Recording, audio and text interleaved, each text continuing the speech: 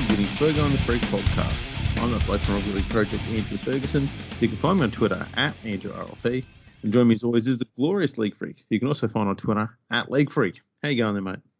I'm going pretty well, Andrew. How have you been lately?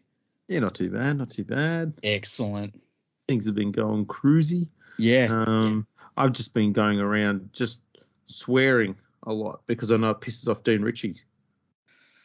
Oh, yeah, he doesn't like swearing, does he? Well, he likes it enough to count it. Yeah. Fucking Karen. Yeah, Dean Ritchie, who takes him seriously, really? Fucking Karens. Yeah, I reckon. But, yeah, it's been pretty... You counted Brandon Smith saying fuck 61 times and cunt 3 times. You know what I was thinking? And I wanted to strike while the iron was hot on it, is that we need to absolutely destroy the record. And I think that we've had episodes higher than that. Yeah. But at the same time, I started looking up the most swearing on a podcast, like for Guinness World Records. Yeah. And I was, there isn't a record set. So maybe we could try and set a world record for swearing on podcasts. Not in this one, but one maybe towards the start of next season. Yeah, I mean, obviously, I dare say then the benchmark has been set by Brandon Smith. Well, yeah, like you would look to take what his number is. What was it, 61 or 64, something like that? I think he said 61. Yeah. 64 all up. Okay, and then just extend it beyond what anyone could think would be an audible podcast. That'd be great. I had this great idea. It'll never happen, but I thought, you know what a great idea would be is if the rugby league players community got together. Mm-hmm. I thought, you know, we're going to support Brandon Smith here because there's talk for him to get fined and all sorts of bullshit. Yeah. And they put out a video and you get 65 or 64 players, okay? Yeah. And they all just say the word fuck. And 3 of them will say cunt. And you just put them on there and they can all just have one of them at a time, all just saying it, all, you know, one after the other, after the other, after the other. And at the end, they just say, shove that up your ass, Richie. So I was thinking that would be the video they put out there. I reckon that'd be fantastic. I would like them to do it to the song of like a Christmas carol. Like fuck, fuck, fuck, fuck, fuck, fuck, fuck, fuck, fuck, fuck, fuck, fuck, fuck, fuck, can't fuck, fuck. Like, I think that would be really cool. But yeah. Can you imagine somebody had to sit down and count it? Yeah, Richie did. Just a bludger of a job. He's an absolute Karen. No one takes it seriously. I'll give him one thing. It's the first time he's done research in about 19 years. Well, normally he just reads forums. We know that's that. Right. But it's between that and him going around doing redemption stories of people who have done, you know, criminal activities or taken drugs. He likes those ones. Yeah. I think he wrote about 2 or 3 articles about Craig Field. Oh, did he? Yeah, he did. He loves it when they've had a bit of trouble. He likes that story, redemption stories, and then they actually don't redeem themselves. But, you know, he likes that one. It's like Danny Whiteley gone stupid. Craig Field worked out pretty well at the end of the day, didn't he? Yeah. Before we get too far into the podcast, we had 2 emails come in. Ooh. And one of the interns made a mistake and deleted one of them. Okay. So we've got an email here from Andy Marzalay, our reigning and now defending tipping competition champion.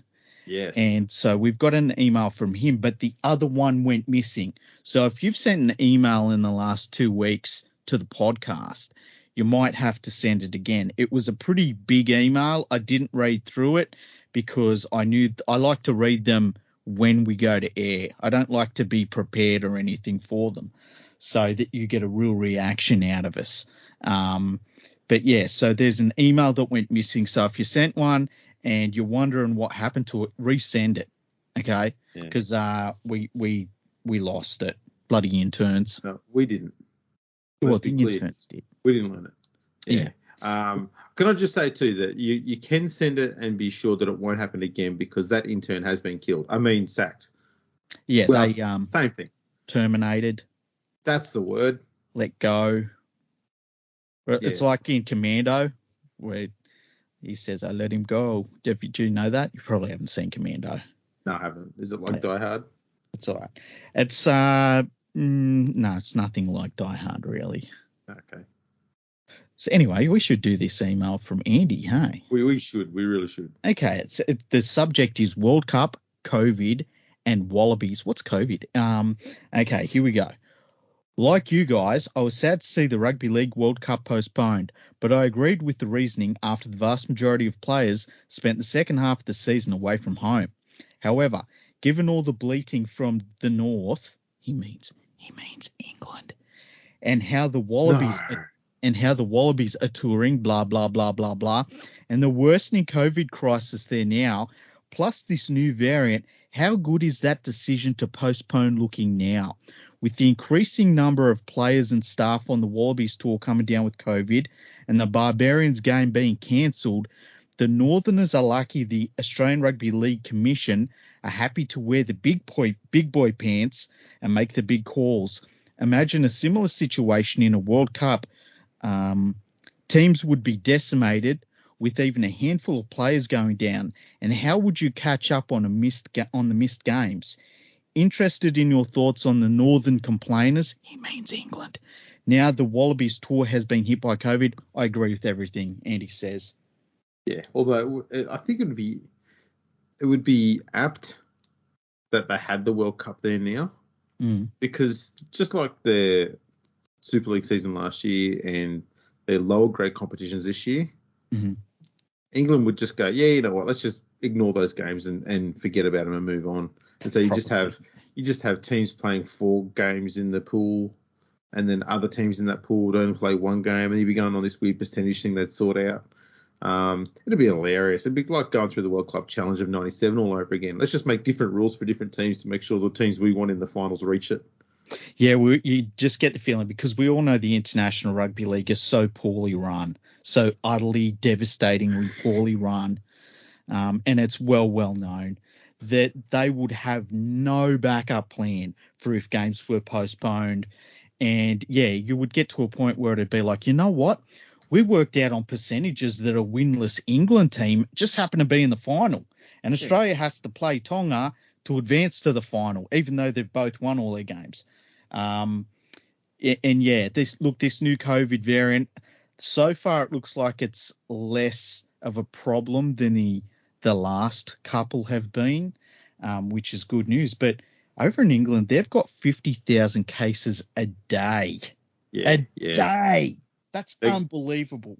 They're going well. And over here, we shit ourselves when we hit 1,000. Yeah, well, I think in Sydney, I think we're in maybe hundreds, couple of hundred a day or something like that. Yeah. So unbelievable that they thought it was a good idea to have the World Cup, and then, got upset at Australia and New Zealand when, as Andy said, we had to put on the big boy pants down at this end of the world and say, no, we're not going to play these games. Yeah, I don't know. For me, it seemed like it was a cut and dried thing. Yeah. I agree. The players have every right to do this thing out of safety. Yeah.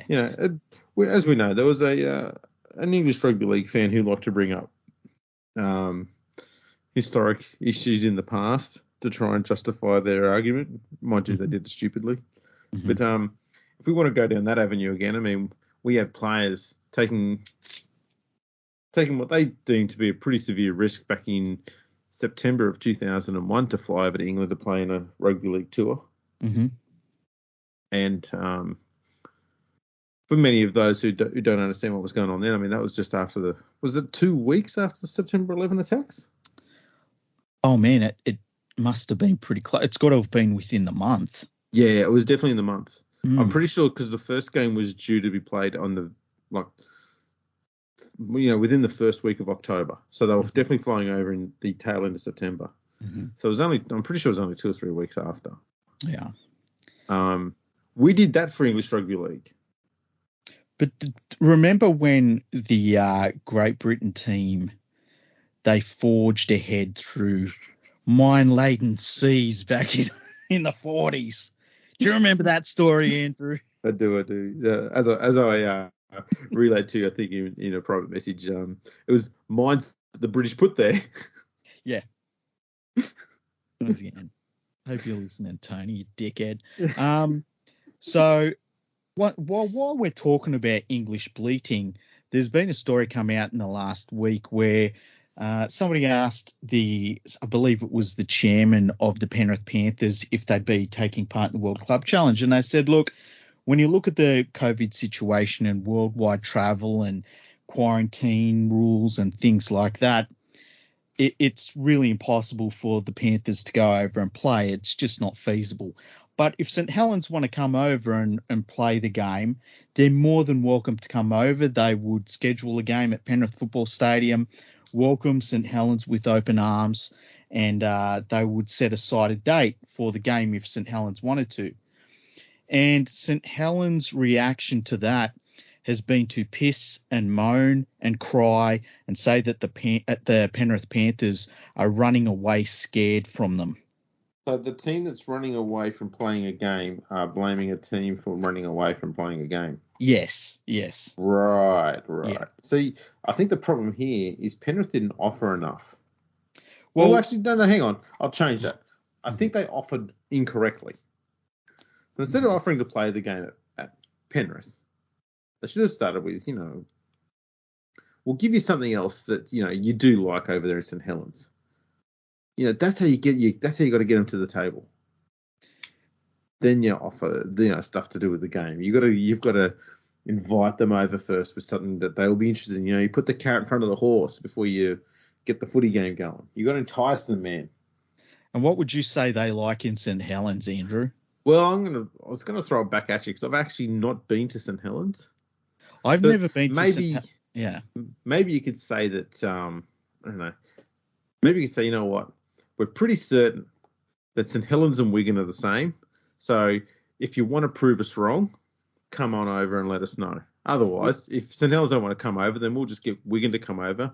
They're basically as good as St Helens anyway, if not better. That's how you do it, man. You make them earn it, prove it. Well, here's the thing.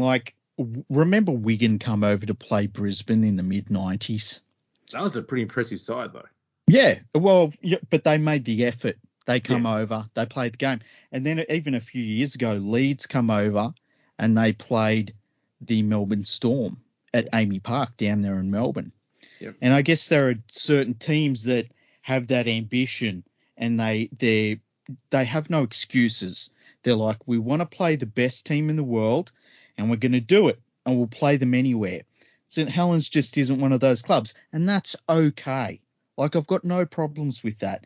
If St Helens can't afford to leave St Helens because they haven't got the finances because they're not quite a Leeds or a Wigan, that's all right. That's fine. But I just don't need to hear the whinging that comes after that from them because I don't care about it. Nobody cares about it. Yes. It's interesting that, isn't it? Yeah. I mean, if it was Wigan, I'd know Wigan would be here. Yeah. Right? If it was Leeds, Leeds would be here. But it's St Helens, and that's all right. They can be St Helens, but just shut up about it. Be St Helens quietly. That's okay. This is exactly right. Yeah. Just be shush, okay? If you don't want to do it, it's fine. You don't have to come over and prove that you're inferior. It's fine. We're doing them a favour. Yeah. They get to come over. They get to see what it's like to play against a team that plays in a fully professional competition. That's a juggernaut of a club, the best team in the world from top to bottom. And they don't feel like that's their place. And I totally respect their decision to stay in St Helens. There was some of their fans were saying, oh, well, think of all the money Penrith turning down. It's like we can play Parramatta and fill a stadium. We could play the Titans and fill a stadium. Like, if you tell a bunch of people, hey, do you want to go and see some team, little like club side from Northern England play Penrith Footy Stadium? Nobody knows who St Helens is. It's not like they're Wigan. If you said, hey, Wigan's playing at Penrith Footy Stadium, people would say, oh, I know who Wigan is, but it's St Helens. And that's okay. It's cute. It's adorable. It is. You know what?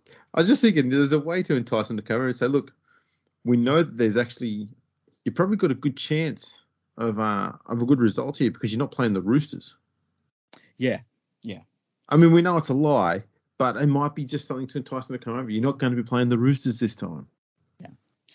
Look, it's I respect their decision to stay at home, and I understand they've got to, talk themselves up in whatever, I mean, I'm guessing they probably have a little pamphlet or something in St Helens that they, shove in letterboxes because they want to keep everyone happy in St Helens because it's cool because they're St Helens.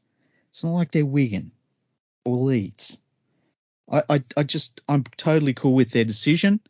I think that's where it should be left, really, because, I guess all the clubs can't be Wigan and Leeds.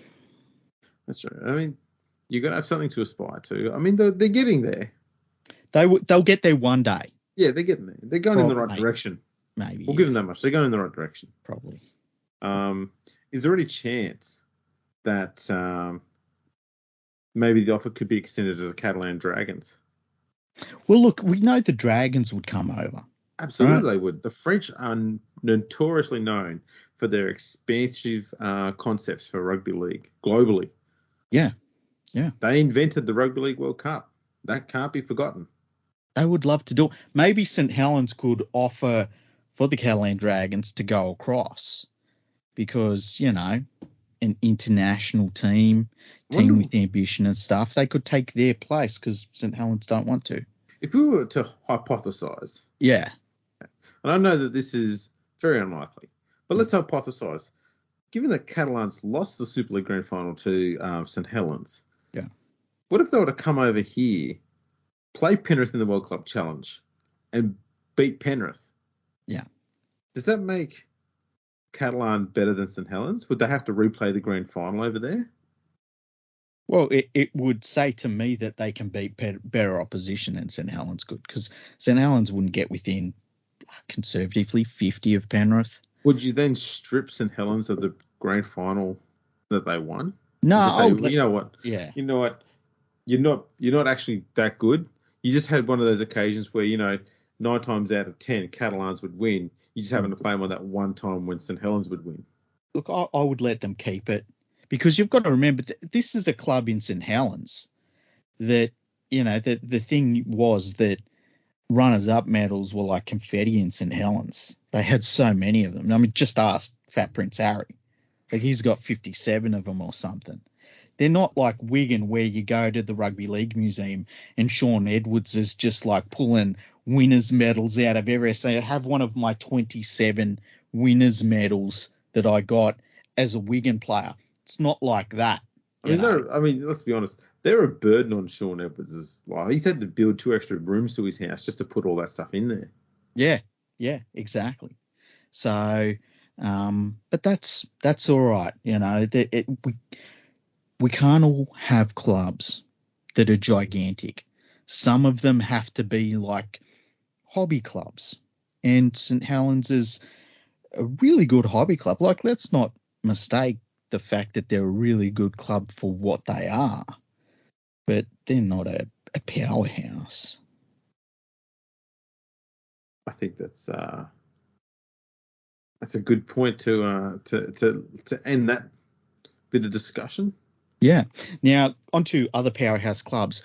What were your thoughts of the news that the West Tigers had signed Api Coruscant from 2023 onwards? I'm a bit 50-50 on this one.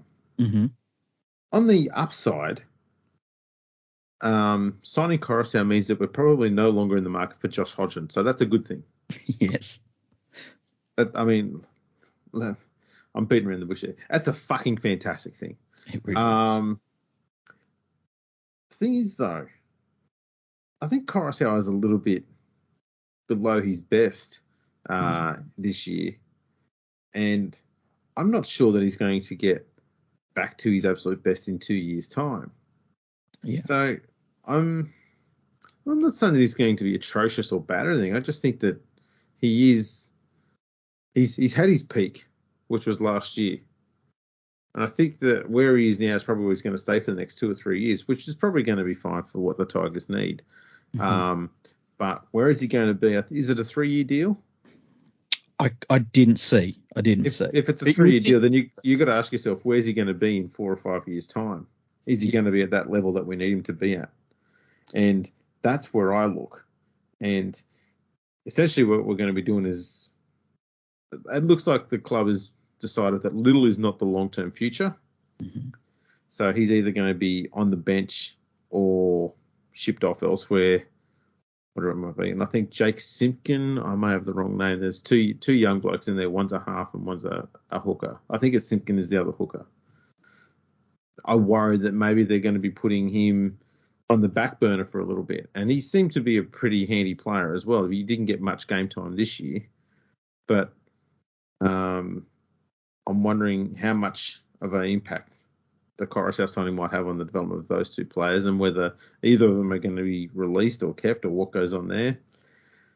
I think the main reason why they've signed Coruscant, though, is he does have some decent ball-playing ability.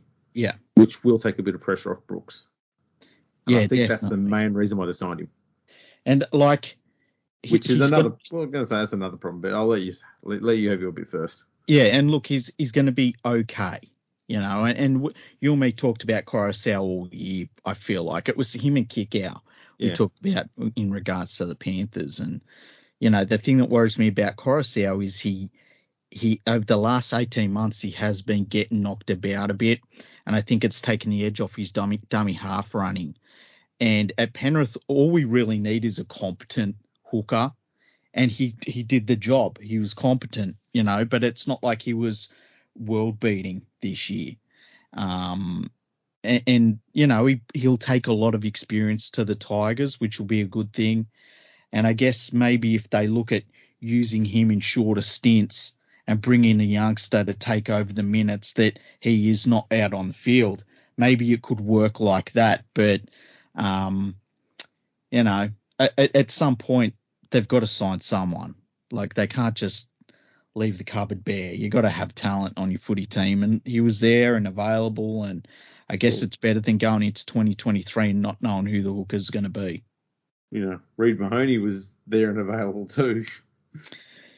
Yeah, but I'd take Reid over Appy. Oh yeah, 100%. Although I do worry that Reid he's a pretty small dude for a hooker. Yeah, he is. But, I think it's workable. Yeah. The Tigers have made a few decent signings in the forwards, albeit not props, but it's meant that some of the blokes they'd probably have hanging around lock are now going to be put into the front row rotation because they've got some decent sized back rows coming to the team. So they're going to have a good pack. What did you think about the loss of Luciano Leilua? Oh, has he gone, has he? I didn't know about that one. Oh, okay, so Luciano Leilua has signed for, I believe, the Cowboys from 2023 onwards, and he's trying to get an immediate release. Well, that's disappointing, but I don't know. I'm not too fussed. Okay. But he has been the Tigers' best back rower for the last 2 years comfortably. Mm-hmm. But in saying that Stefano Utoikamanu come along really good in the back half of this season. Mm-hmm. If the Tigers wanted to, they could probably play him a bit wider or put him a lock to try and do a bit of extra benefit out of him. It's only for this year anyway, because we've got Papali coming next year. Yeah. And that will make up for the loss of Leilua anyway. Yeah. Would have been better to keep both of them. But I don't know. I suppose it probably comes down to he was probably asking for too much as well. I did hear some of the numbers he was asking for, which were a bit on the high side. Yeah, I agree. And look, the Cowboys had to pay it because they need the talent. They're really short of talent. What have you thought over the last few weeks? There's been a lot of people complaining about the system we've got in place for player signings and player movement, and you come off contract, but you can negotiate your 2023 deal from November 1st this year. and people don't like the fact that you can play a whole season before knowing that you're leaving the club. Like, I personally don't care, but I see where a lot of people do care about it. What do you feel about that? I think this is an issue that gets beaten up every year by the media because they've got nothing else to talk about. I don't think this is that big of an issue at all. In fact, it's actually a complete non-issue. Do you think that it depends on the club? Like at Penrith, I think of Matt Burton, and it didn't really affect him or the Panthers at all. And it wasn't like you watched Matt Burton play and thought, he's going to be a Bulldog, he's uncommitted or anything. If anything, it was a bit of a fun thing to talk about, like, when's he going to do his backflip? But outside of that, it didn't really change anything. He played well and won the title, and he moves on to the Bulldogs. But if you're a club that's lower down the table, it's got to be different when you see a player that you kind of wanted to hold on to and he's leaving, and you sort of think to yourself, you could have a youngster in his position and play him rather than this dude that isn't going to be here next year. At the end, I think a lot of people make a big deal out of this, but at the end of the day, when you think about it, how's it any different to a player, signing a contract for, some other team for next year, and they've still got the rest of this season to play? So instead of it just being a year and a half in advance, they're doing it in 6 months' time. Like, how's it any different? It isn't any different. It's the same thing. It just means you've got to watch this player have his last season, full season for your club before he goes to another club. But I mean, at the end of the day, it's professional sport, and we've got more player movement in the game now than we've ever had. Why are people getting upset about player movement that's happening in an extra year away? And I genuinely don't get it. Yeah. Neither do I. I don't get it either. I think it's something to look forward to for if you've got a struggling club and you can say, look, next year might suck, but 2023, the Cowboys can look forward to getting Luciano Leilua. Like, that's something at least you can look forward to. And I also think that this whole off-season has shown how well the salary cap's working right now, in that the top clubs have all lost talent to lower-ranked clubs in a huge way. Yeah, and so people that go on about salary cap, I mean, it has worked brilliantly this off-season. It has. The other thing, too, is, and I don't think people realise this, the only club that's at risk in these, deals that are made 2 years in advance and so on and so forth, the only club at risk is the club that's made the signing. Because what if this player gets a career-ending injury or gets an injury at the tail end of his last few games of the club and he has to sit out 6 months of the next season, which is at another club? Yeah. These are the sort of risks that you take by making these signings like this. So I don't think fans should get that bent out of shape over their players going to get signed by another club in 2023 or whatever it is. It's just your team is not taking the risk here. And to be honest, your team is now freeing up cash, not just for the next season, it's for the season after that. So you can actually start planning more than one season ahead, because there's a big chunk of cash that's now available there. You can then upgrade a couple of juniors if you need to before they go on the market, so that they don't get snapped up by other teams.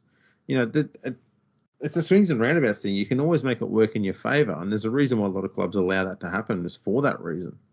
So, yeah, I don't know. I think it's fine. I got no issue with it at all. I don't see why people have to make such a big song and dance about it. I don't think it's that big of a drama. Yeah, I don't get it either. I know when Penrith lost Kickow and then Coruscant pretty close together for going towards 2023, my first thought was, man, that's, even if you look at the upgraded contracts they'll have to give some of their current players, and all of their really, really important players are locked away, they're going to still have a little bit of money that they can sign somebody, and they've got a good situation in that they're going to have juniors come in, which takes pressure off your salary cap, but they can also go to a player if they've got a hole in their lineup and say, look, you can come here, we're going to be a semi-final team and probably one of the top 4 teams over the next couple of seasons. Come here for a little bit less and go to a winner. And so, and you and me, we talked about Api Coruscant and Kickow all year long, and what the Panthers will do with them. So when they let them go, it was just business, I didn't really feel either way about it. Yeah, look, I think the main thing you're going to be looking at in these sort of decisions is that your team has got the players to cover that loss. That's pretty much it. I think that's all that matters. Yeah, it's only annoying if you've let like 2 or 3 players go and you haven't got anyone to back up for them. Well, that's bad management. That's when you get worried about it. Yeah, if we didn't have Luai or Cleary and Burton left, we'd be blown up deluxe at Penrith. Yeah. But, as it is, it's like, I'd love to have kept him, but what can you do? Yeah, you can't keep them all, as they say. Exactly. Now, there was an article I read today, and it was in the New Zealand media. I really should find it, actually, because I found it really interesting, because it was talking about the new broadcasting deal that the NRL has done with Sky Sports in New Zealand that will see them expand their coverage next year. Finally. Yeah. And they will also have games on free-to-air TV. It was by Trevor McEwen. That's a Kiwi name, isn't it? Oh, yeah. It was at businessdesk.co.nz, which I've never heard of before. But he was basically talking about the way that Rugby League is looking to take on Rugby Union, because that's an easy way to frame the whole thing. And he was talking about the new broadcasting deal. They negotiated with Sky News so that there will be a very big increase in what Sky Sports in New Zealand is paying the NRL for the rights. Some games will be on free-to-air TV. There will be select games. But the most important thing that come up in this was, very matter-of-factly, he was talking about the NRL is going to expand into New Zealand in 2024. Oh.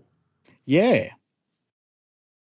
So he said the NRL's 5-point Kiwi war plan, because obviously he framed it, this writer framed it in Rugby League versus Rugby Union terms, but it was more just, information about the NRL's broadcasting deal. So the 5-point plan was capitalise on free-to-air TV coverage in New Zealand of select showpiece games to grow awareness and interest, create new competitions and player pathways in New Zealand in concert with multi-million-dollar marketing program, which is almost like the NRL sort of stepping in and taking up some of the role of the New Zealand Rugby League. Support the New Zealand Rugby League in turning the Kiwis and Tonga into consistently formidable test opposition. Bring more big matches across the Tasman, including a Magic round. And then establishing a Kiwi franchise in 2024 in either Wellington or Christchurch, which jumped right out at me. Ooh, I wouldn't go to Christchurch, but Wellington, absolutely. Why wouldn't you go to Christchurch? I just think the North Island is so much more passionate about rugby league, and I think it's probably more populated. The South Island seems to be genuine rugby union heartland. I think it'd be too hard. I mean, they've tried playing rugby league games in the South there for a long, long time. They've struggled to get the same quality of players coming through. You will get the occasional top line player will end up being a test player, but the number of test players coming from the South Island compared to those of just Auckland alone, it's miles apart. I think there's lots of rugby union being played in the South Island. I'd be happy to let them just stay as a union island and try and have league take over the North Island. If they can dominate one island, the South Island might be easy to take later on. But I'd focus on the North because that's where rugby league heartland is over there. And I think Wellington would be a great place to go. The only thing I don't like about Wellington is the stadium. I think the Cake Tin is terrible. You can always upgrade these things. You can always build a new one. Mm-hmm. That's true. I haven't looked into what other stadiums there are in Wellington. And look, the locals love the Cake Tin, but I just think that if you're going to put down a rugby league franchise anywhere, the very first thing you've got to do is have a stadium that is good to watch football at, because otherwise you're trying to drag people to a stadium to watch a brand new team that's going to struggle at first, and it's not a good football viewing experience. Whereas I think that you look at, say, the Gold Coast Titans situation where they got a brand new made for rugby league stadium built for them. And I think that that's saved them to a certain degree when they've had some tough times for themselves. And that would be the first thing I would look at if I was looking at expansion. It would be the facilities and then the corporate base. And I know that Christchurch has some issues with like the stadium that they would have. I believe that the rugby union team there plays at Old Rugby League Park, I think it was called. Yeah. And so that would be set up pretty well, but I don't think that that's a good ground from memory. So, but once again, and it's similar to the Brisbane thing. It's a team for New Zealand. They're better off knowing where the team should be than someone in Western Sydney. Well, I suppose that's true. But then again, I mean, we've already decided where the team should be in England, so why can't we decide where they go in New Zealand as well? Very true. Very true. But yeah, I feel like if it was going to be anywhere, it'd probably be in Wellington as well.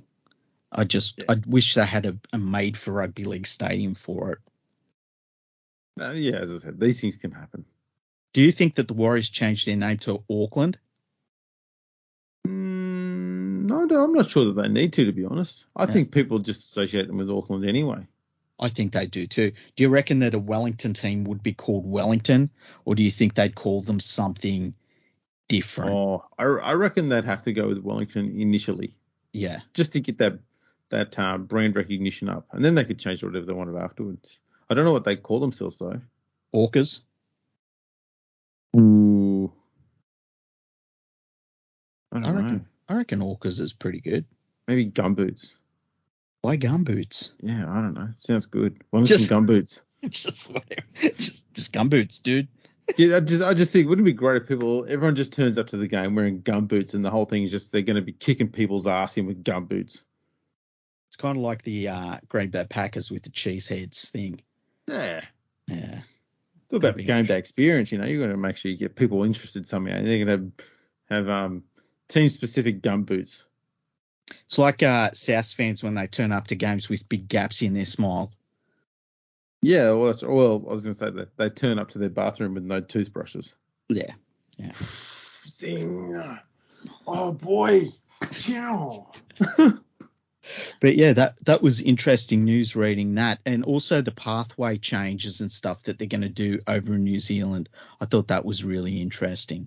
And anyway, the article, basically the outline of the article is that the NRL is in a pretty rude position financially coming out of COVID, whereas rugby union in New Zealand is not in a really good place at the moment financially, and they're feeling more and more disconnected from rugby union's overall administrative structure at the highest level, and so there was a chance there that the NRL could, get on the front foot in New Zealand. So I thought that was really interesting, though, because that's news that really hasn't come out over here, that we're going to end up with another team. Do you reckon we've got the players for it? I think you can get the players for it in New Zealand, absolutely. Yeah, I agree.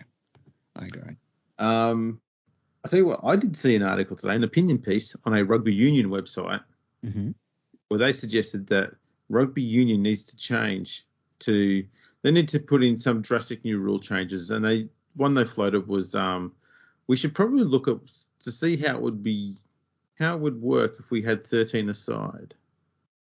That would probably work well, hey? Yeah. It's interesting that they mention that, because then you look at the article, they don't mention rugby league at all. But they talk about 13 aside. It's like, wow, the self-censorship within rugby union is insane when it comes to league. It's like when we had the video ref in rugby league for a long time, and then they brought in their own one, and they called it the television match official. It's like, we can call it anything but video referee. Yeah. You think, oh my God. It's kind of pathetic, really, isn't it? It is. Look, there's a lot of things that rugby union could do to help improve the way it's perceived on TV and stuff like that to try and draw more people in. Mm-hmm. I think though they would.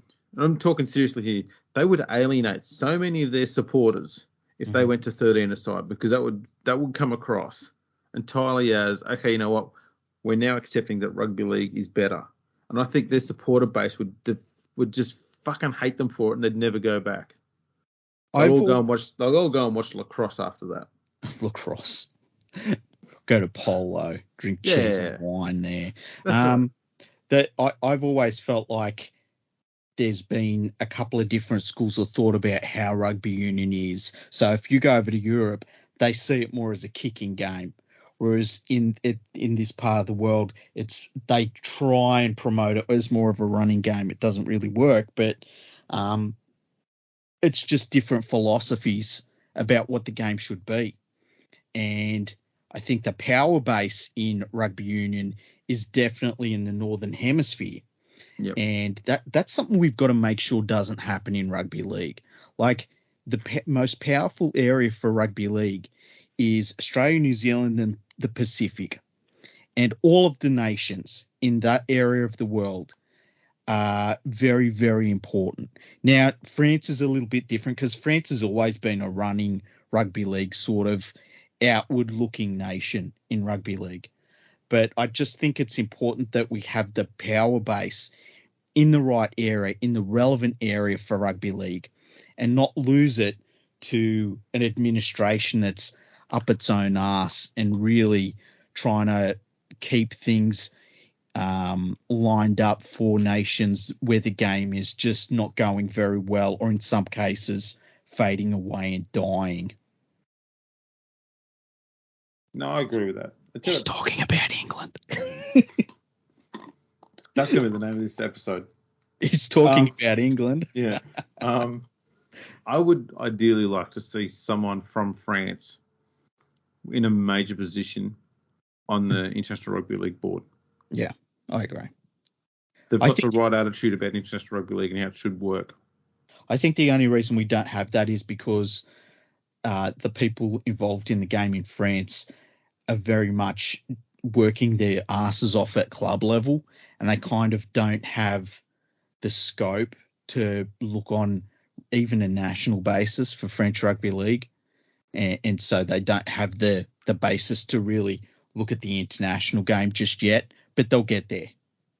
I think, though, the success for French Rugby League is going to come at the international level first, as it has done in the past. Mm-hmm. Happened twice, in the 30s when they first set it up, and then again in the 50s after the war when they undeleted themselves. So I think they need to get their international side strong, because that then makes them competitive nationally within France with rugby union. And from that, it sort of flows backwards into the club football. Yeah. And I think the easiest way for them to manage to do all of that is if they've got someone quite prominent in a key position running the actual game. Yeah. And they've never had someone in that role as far as I'm aware. It's always been England, Australia, New Zealand. Yeah. Always. Yeah, and that needs to change. Absolutely. That definitely needs to change. I think that we need all of the Pacific Islands to have the exact same say as a nation like New Zealand and Australia. They need to have this same voice, the same casting votes. And I don't think that currently happens. I think there's a lot of the international game. I think a lot of nations just hear what the plan is after it's been announced, quite honestly. Yeah, I will say this, the IRL has been getting better at how they manage things and how they structure international calendars and stuff like that. They're actually putting the effort in now. Instead, too often in the past, it was always clubs just decide, nations decide who they want to play against, and they just ring around and, you want to play against us next week? Yeah, all right, no worries. Oh, no, I can't make it next week. And it's a bit roughshod. But it's definitely much more organised and professional looking now moving into the future. Yeah. No more games where there's teams with 17 people on the bench or they play, 30-minute halves or, weird rules and stuff like that. There's none of that. We're all now playing the same 17 aside. We're all playing the same scoring system. For the most part, it's 40 minutes every half unless the international body agrees to something lesser for whatever reason and they make it official, then that's fine. Mm-hmm. But, it's getting better at a good pace. But I do think that one thing they need to work on, instead of putting all their eggs on a Rugby League World Cup as being the main goal every 4 years, and I know you've talked about wanting a World Cup every 2 years. Three years. So 3 years. I think the workaround is to have a Southern Hemisphere and a Northern Hemisphere mini World Cup type thing every, 2 years after every World Cup. Yeah. That's exactly what I'd have. I'd have the World Cup because it allows you to have basically everyone have an opportunity to play everyone else, which I think is what we miss out on in rugby league. Yeah. And then the following year after the World Cup, I would have an expanded World Club Challenge where it would be the top side from Australia, the top side from New Zealand, which would be the Warriors at the moment, top side from PNG, which would be the Hunters, and there'd be about I'd started off with 8 sides so that it's a small enough tournament and it's a pure knockout tournament, World Club Challenge. It's only going to go for a few weeks, and it also gives elite players a little bit of a break after the World Cup, because the World Cup's full-on tournament. It goes for a while. Yep. And then the following year after that would be regional competitions, as you say. So it'd be Pacific nations playing one another, European nations playing one another. You'd have the teams in the Americas playing one another. And then we go into another World Cup. I think that would be the perfect calendar for rugby league, personally. Absolutely. And your emerging nations can play their own competition if they want. We need to have an emerging nations World Cup, preferably played at the same time as the World Cup. So you're getting all those eyes on that are watching the World Cup on these emerging nations as well. That's going to be only to the benefit of the emerging teams.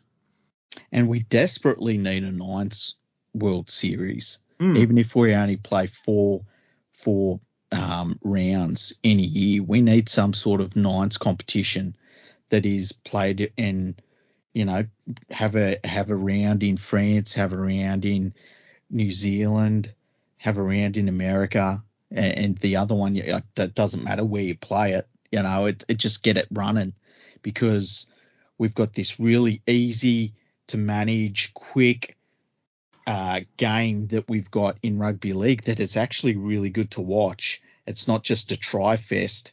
It's not just a silly sort of thing that you see with sevens footy.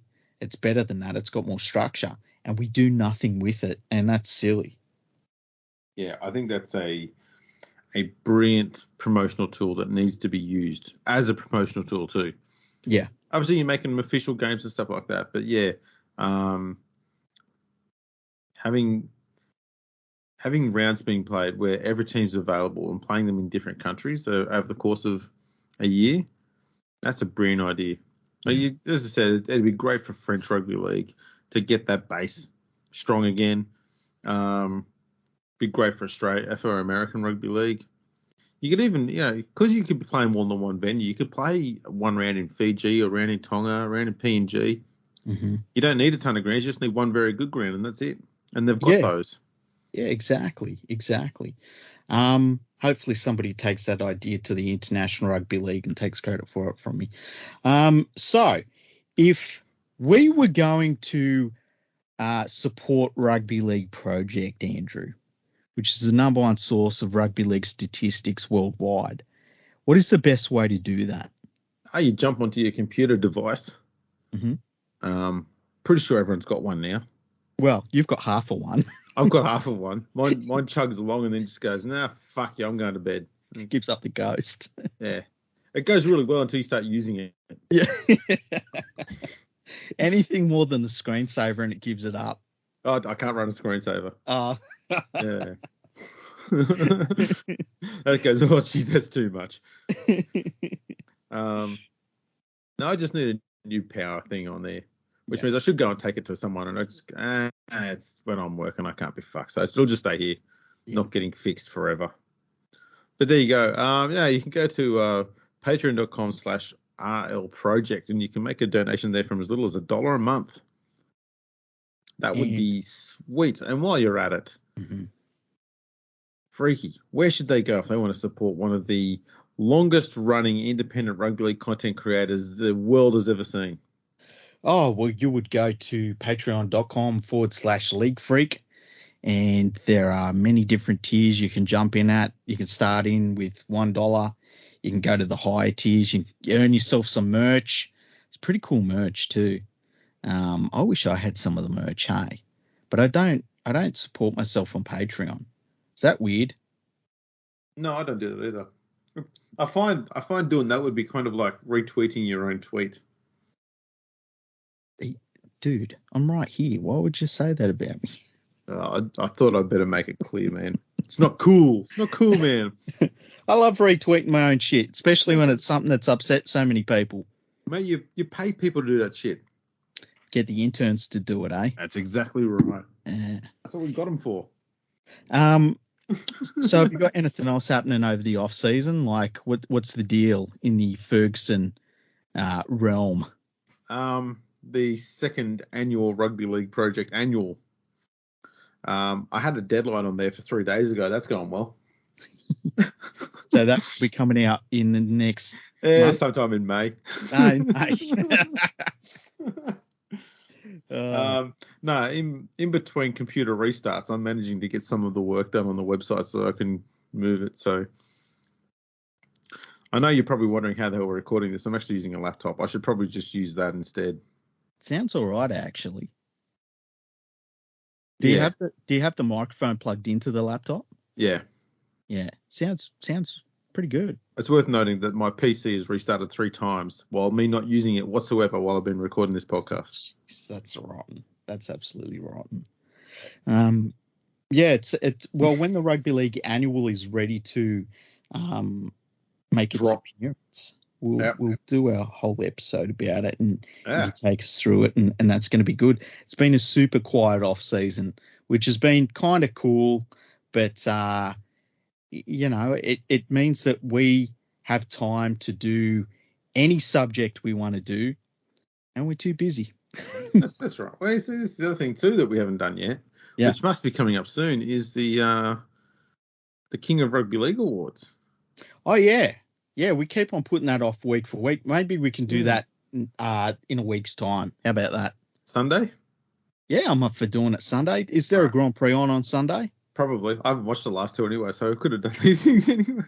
All I know is I missed the last Grand Prix, and any time I saw any of the updates on Twitter, people were like, "Oh, this is amazing! This is amazing!" I was like, "Fuck!" Yeah, every time we tune in, it's like 2 people get overtaken on the first lap, and then it's just a procession for the next 69 laps. Yeah, what was that last one we tried to watch, and it was just the first 2 laps were pretty good, and then it was just garbage for 10 minutes. I can't remember. We ended up just going, fuck this, let's go to bed. And sure enough, when we woke up the next morning and had a look at the final placings, they hadn't changed. Yeah.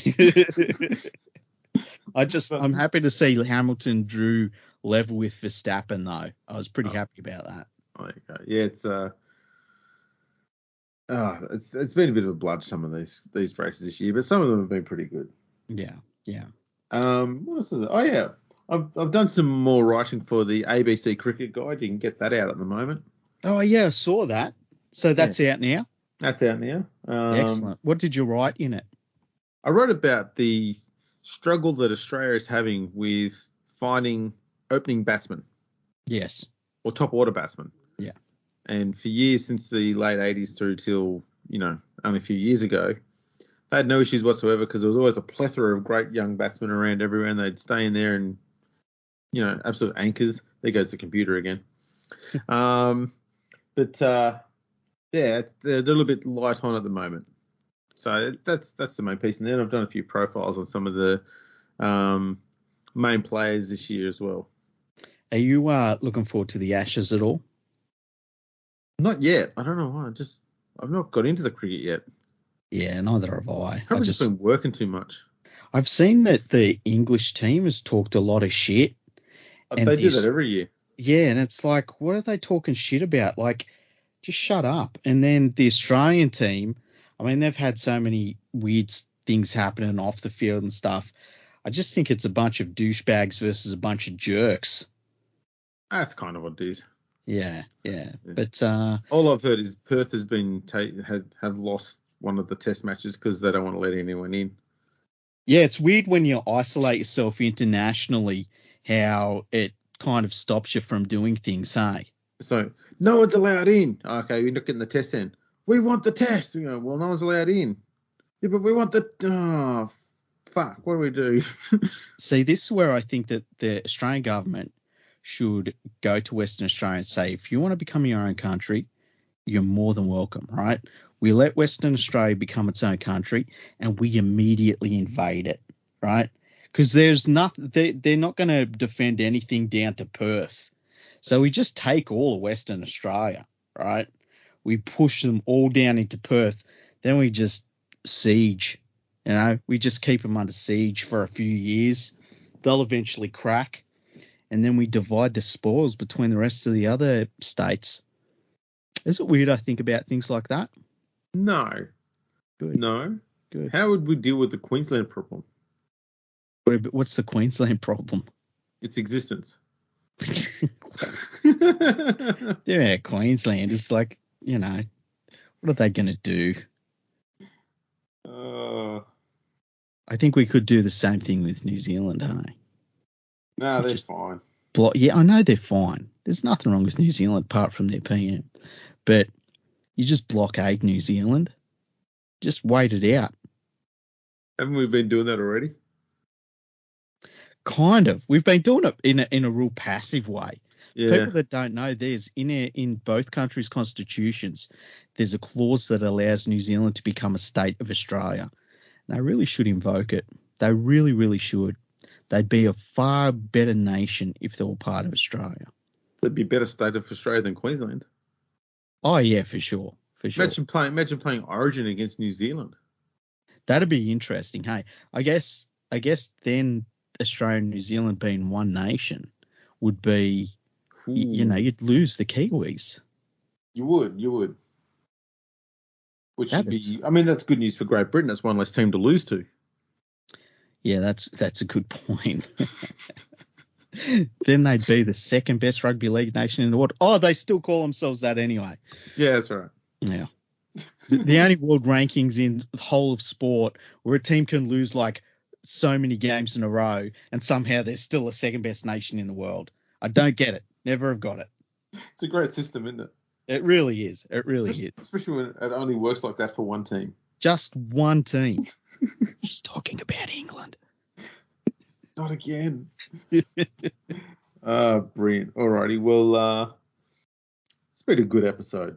It has. It's good to have you back on the podcast, hey? Yeah, we need to do this more often. We should do this on a regular basis. Yeah, I reckon that might work. Hey, by the way, congratulations to Dead in Goal on 100 episodes, hey? Great podcast. I'm actually very, very happy that it came back. Yeah.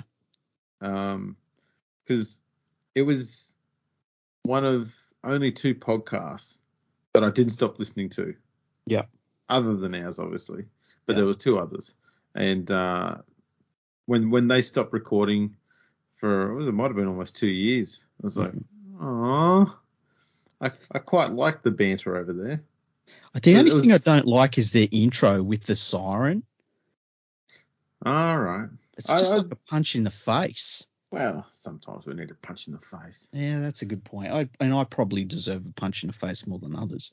I like the fact that siren is so in your face and aggressive and it's beating the absolute shit out of you. Yeah. And then you just get the placid conversation. Yeah, that's true. That's true. I remember when I had a MySpace page and you used to be able to put music on it, and I put AC/DC's TNT on it, and it used to scare the shit out of people that would go to the page because they wouldn't be fucking ready for it to just go boom. And they were like, I got a lot of complaints about that, so I left it. As you do. Yeah. That's fantastic. Yeah. So yeah, thanks to is it James and I keep forgetting the bloke's name. Anyway, James is the important one. Jeez. You're going to pit them against one another. Well, divide and conquer. You're welcome over any time, James. I just like whenever they've got a question, I've started doing like these really aggressive answers that are all basically they've been anti-British. Like just as if they read them out. Yeah, and they have. It's been great. Oh yeah, they don't hold back. They're good. Yeah, it's brilliant. So congratulations on that. And also, if you aren't listening to the starting block, you're all missing out. We love the starting block. I know we don't mention them as much as we used to. We didn't want to overdo the love. Like the love is always there, but we didn't want to play it on too long. Yeah, exactly. And every other podcast can get stuffed. Sure. Are there other podcasts? I didn't know there was. I thought we were all of them. I've heard rumours there's others. Right. Rumours. Dean Ritchie's got a podcast, has he? Bet he's been on a podcast. Hey, he probably they'd probably package up whatever stupid fucking radio show that guy goes on and say it's a podcast. I don't know why anyone would listen to a radio show as a podcast, hey? You should actually ring up his radio show and just say, I've got a really important thing to say, Dean, about a really great point you made. He goes, what's that? And you just say the word fuck 61 times. Fuck.